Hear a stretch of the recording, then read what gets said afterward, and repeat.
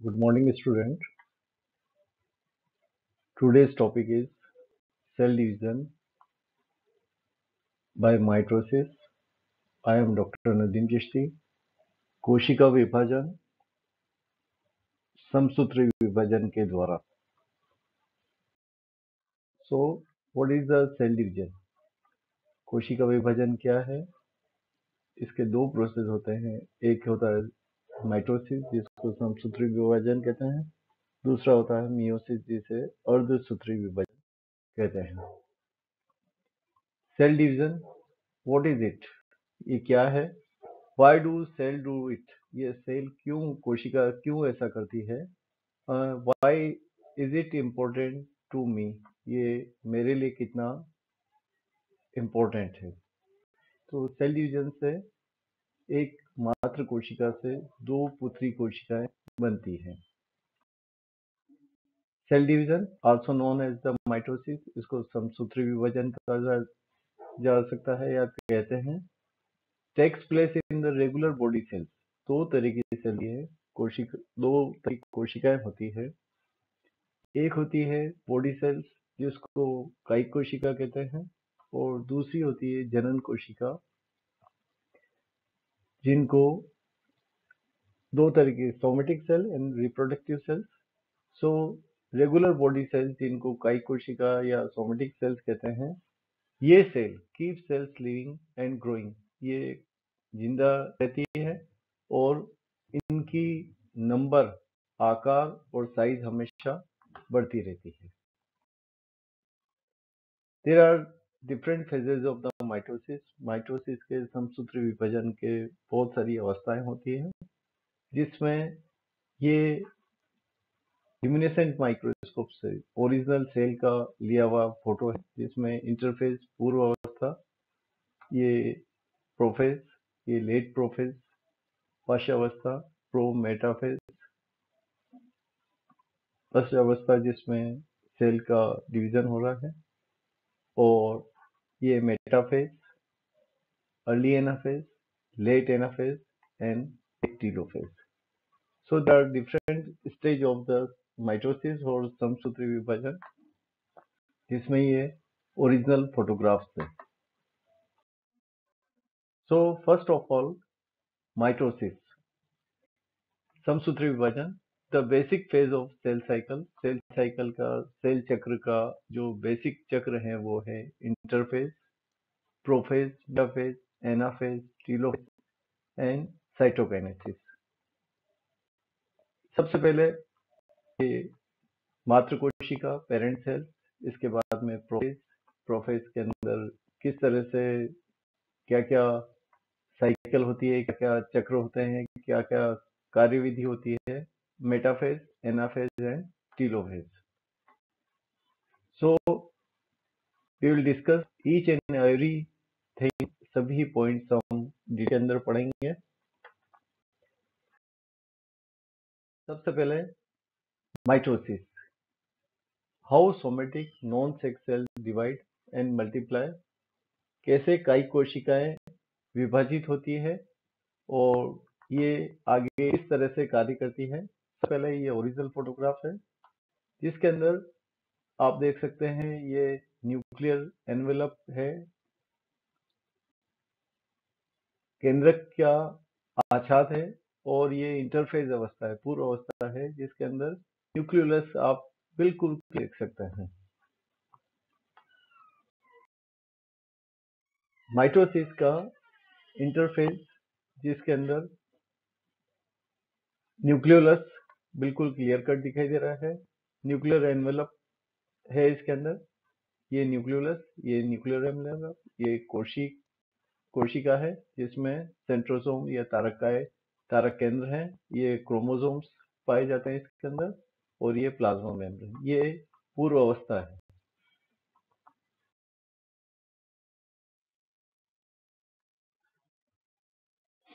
Interphase.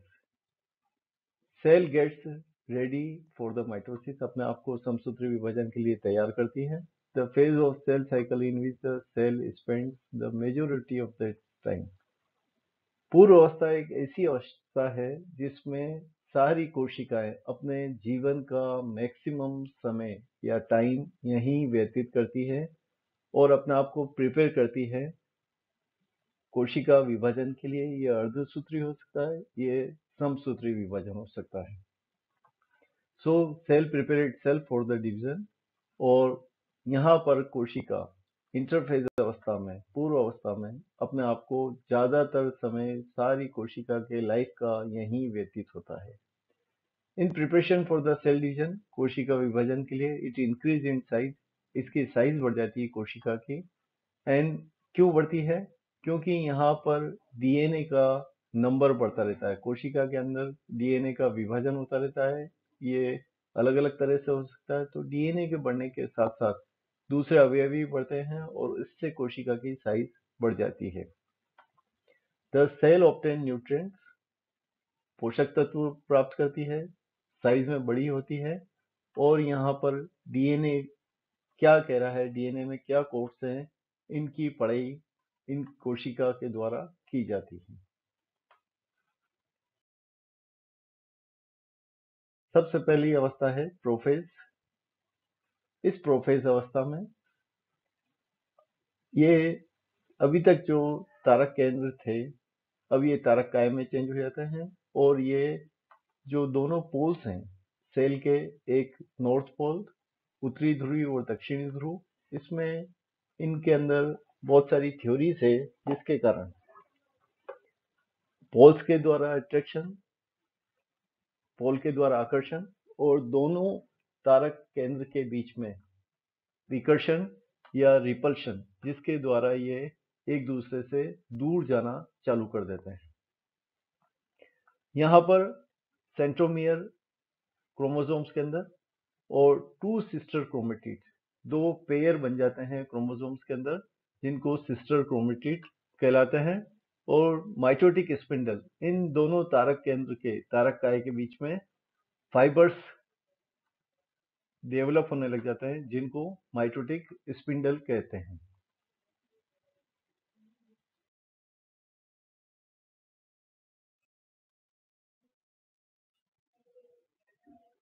Profess, the chromosome become visible. अभी तक जो तंतु के नुमा, पतले थ्रेड के नुमा जो क्रोमोसोम्स थे, वो एकदम साफ नजर आने लग जाते हैं। The centrosome start to move from each other, जैसे हमने तारक काय थे वो एक दूसरे से दूर जाने लग जाते हैं। The nuclear membrane start disperse, जो कोशिका या न्यूक्लियर आछाद था, जो न्यूक्लियर मेम्ब्रेन थी, वो डिसोल्व होने लग जाती है, खत्म होने लग जाती है। The spindle begins to form, तारक केंद्र और तारक काय के बीच में स्पिंडल तंतु, तुर्क तंतु बनने लग जाते हैं। और न्यूक्लियोलाइज डिसअपियर, न्यूक्लियोलाइज जो है वो खत्म होने लग जाती है, गायब होने लग जाती है। The chromatin present in the nuclear start to condense.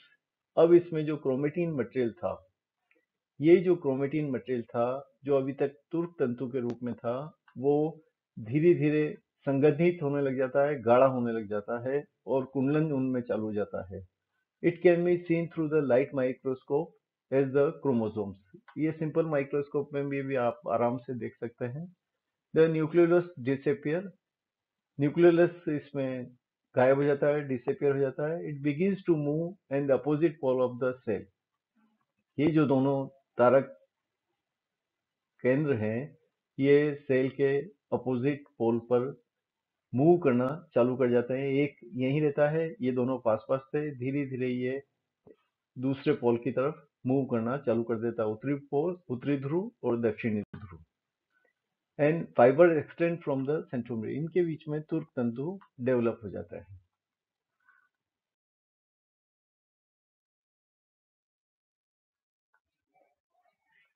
ये प्रो मेटाफेज, मेटाफेज की पूर्व अवस्था है, जिसमें अब आप देख सकते हैं कि दोनों जो तारक काय हैं, ये अपोजिट पोल पे पहुंच चुके हैं। एक उत्तरी पोल पे है, दूसरा दक्षिणी ध्रुव पे है।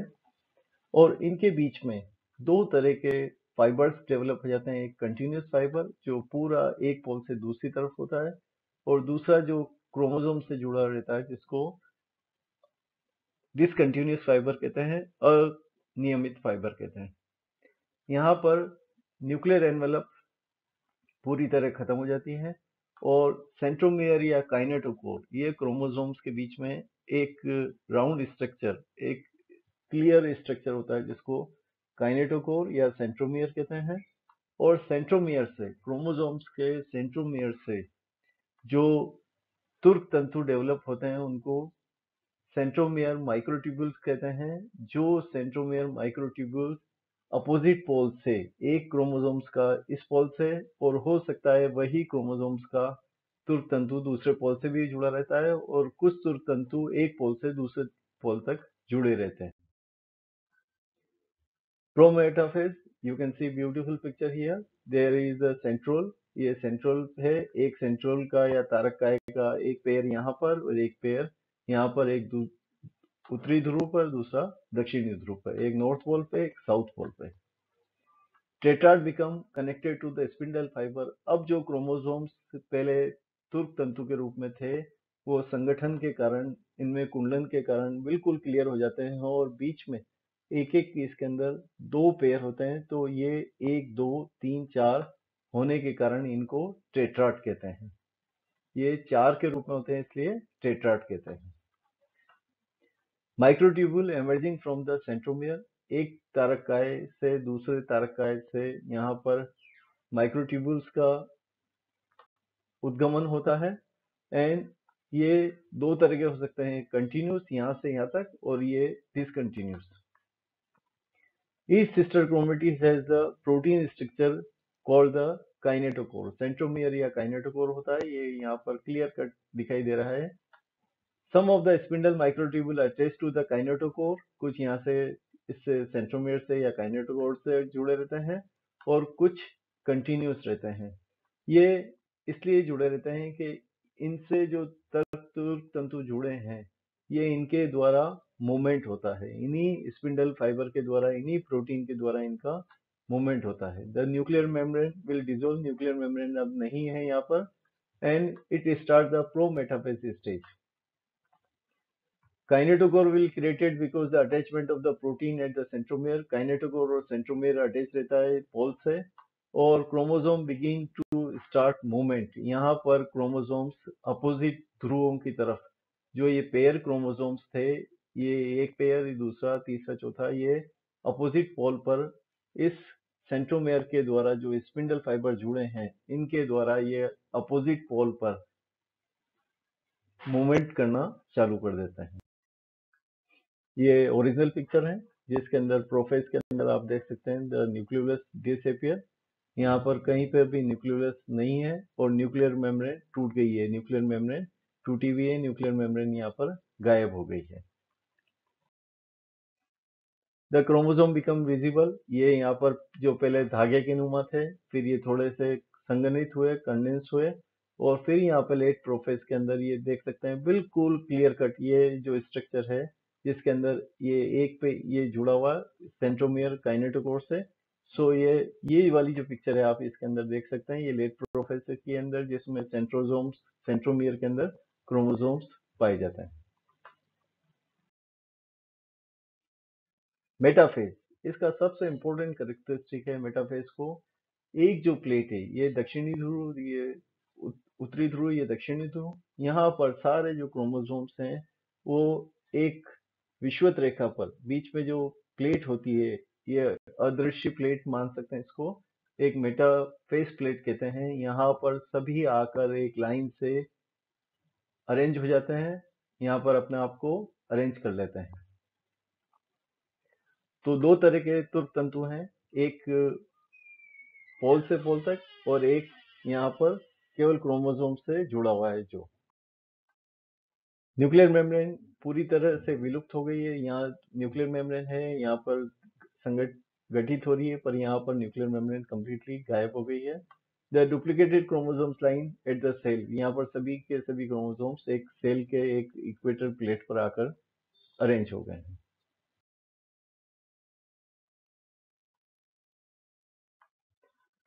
मेटाफेज, ये ब्यूटीफुल डायग्राम देख सकते हैं आप, यहाँ पर align of the chromosome at the centre, यहाँ पर सेंटर के अंदर आके अरेंज हो गए। The separation of the sister chromatid, ये जो अभी तक जो टेट्राड थे, इनके अंदर से दो क्रोमोसोम जो सेंट्रोमेयर से जुड़े हुए हैं, इनकी आर्म्स पोल्स की तरफ, ये जो दो आर्म्स है ये दोनों पोल की तरफ, और इधर की दो आर्म्स दूसरे पोल की तरफ चली जाती है। तो ये जो क्रोमोसोम्स है ये पहले ये इस तरह से होता है सिंपल, यहाँ पर ये जुड़ा हुआ है, और जब ये टेट्राड कहलाता है। ये जो पेयर है इसको टेट्राड कहते हैं। और इन टेट्राड के अंदर अब ये यहाँ पर देखें तो इनकी कंडीशन ये इस तरह से हो जाती है। जब ये इक्वेटोरियल प्लेट पे आकर अरेंज होते हैं तो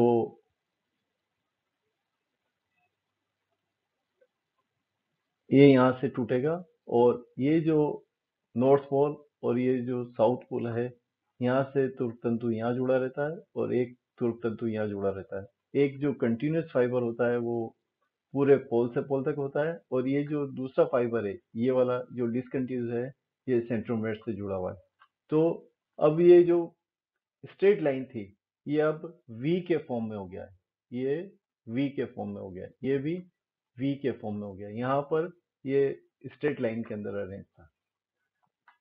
separation of the sister chromatid, in chromatid को, ये जो पोर्शन है सेंट्रोमेयर से जुड़ा हुआ इसको बोलते हैं sister chromatid. Opposite spindle fibre से जुड़े रहते हैं। The centrosomes are now at the opposite pole. The spindle fibre align the chromosomes along the middle line, यहाँ पर ये मिडिल लाइन के अंदर यहाँ पर ये अरेंज रहते हैं।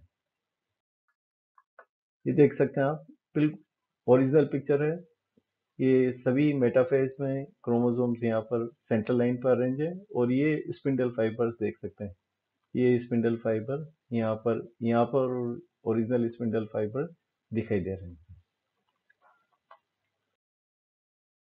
एनाफेज, अब जो यहाँ पर सेंट्रोमियर है, यहाँ एक सेंट्रोमियर है, यहाँ एक सेंट्रोमियर है, यहाँ एक काइनेटोकोर या सेंट्रोमियर है।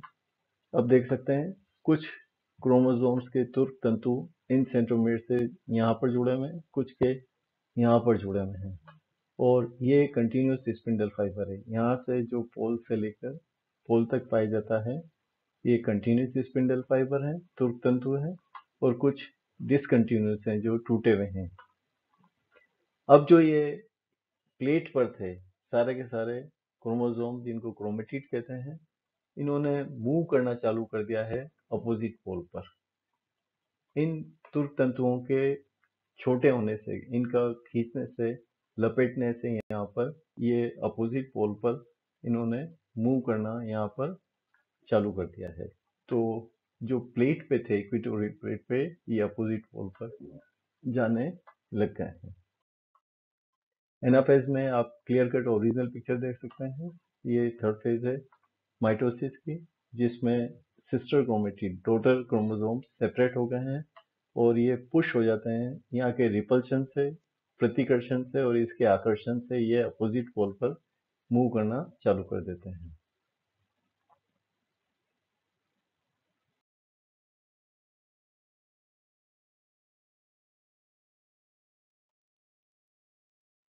एनाफेज, ये एनाफेज के अंदर ओरिजिनल पिक्चर ली गई है। ये यहाँ पर क्रोमेटिड से separate and move towards the opposite pole, यहाँ पर अपोजिट पोल पे चले गए हैं। And anaphase begin the duplicate centromere of each pair sister chromatid separate, यहाँ पर सेपरेट हो गए हैं। And end of the anaphase complete set of the chromosomes are assembled at the each pole, यहाँ पर ये क्रोमोसोम्स एक इस पोल पर, दूसरा दूसरे पोल पर, ये यहाँ से इनके प्रतिकर्षण हुआ था, ये यहाँ से चालू हुआ था इनका, और ये धीरे धीरे धीरे ये लगभग दोनों पोल्स पर ये जो जितने भी दिखाई दे रहे हैं ये क्रोमोसोम्स दूसरे पोल पर पहुंच चुके हैं। ये यहाँ पर इस पोल प्लेट से चालू हुए थे और लगभग ये इस पोल पर, और दूसरा ये इस पोल पर लगभग क्रोमोसोम्स पहुंच चुके हैं, और ये तुर्क तंतुओं के द्वारा जुड़े रहते हैं।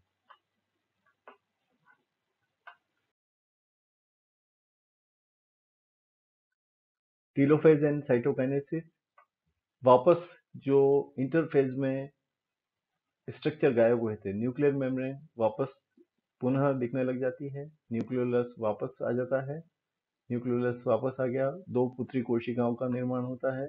और ये जो सेंट्रोमेयर पे यहाँ पर ये जो नॉर्थ और साउथ पोल पे तारककाय या तारक केंद्र, ये जो तारककाय थे, इनके बीच में जितने भी स्पिंडल फाइबर थे वो सब खत्म हो गए। बीच के अंदर एक प्लेट बनना चालू हो जाती है, ये प्लेट आप देख रहे हैं, और इसको कोशिका विभाजन कहते हैं, जिसके अंदर बीच में एक कोशिका जो मात्र कोशिका थी उनके बीच में लाइन डिफरेंट तरह से सेगमेंट्स होता है, सेपरेट हो जाती है, जिसको साइटोकाइनेसिस कहते हैं।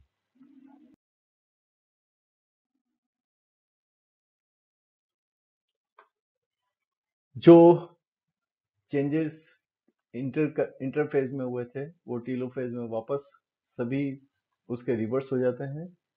Polar fibre continue to lengthen, यहाँ पे पोलर फाइबर्स खत्म हो जाते हैं। द न्यूक्लियोलाई, जो न्यूक्लियस है, इसके चारों तरफ न्यूक्लियस मेम्ब्रेन न्यूक्लियस आच्छाद बनने लग जाता है और न्यूक्लियोलाई रीअपियर हो जाती है।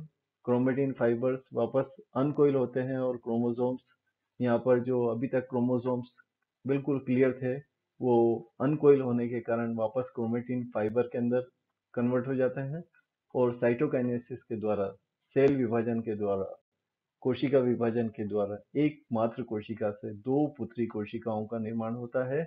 और इस तरह से एक मात्र कोशिका से दो पुत्री कोशिकाओं का निर्माण होता है, बीच में एक सेल प्लेट बन जाती है और इससे फाइनली डिवाइड होकर माइटोसिस के अंदर समसूत्री विभाजन में एक मात्र कोशिका से दो पुत्री कोशिकाओं में बिल्कुल सेम नंबर के क्रोमोसोम्स, आधे नॉर्थ पोल पर और आधे साउथ पोल पर, इससे एक मात्र कोशिका से दो क्लियर कट पुत्री कोशिकाओं का निर्माण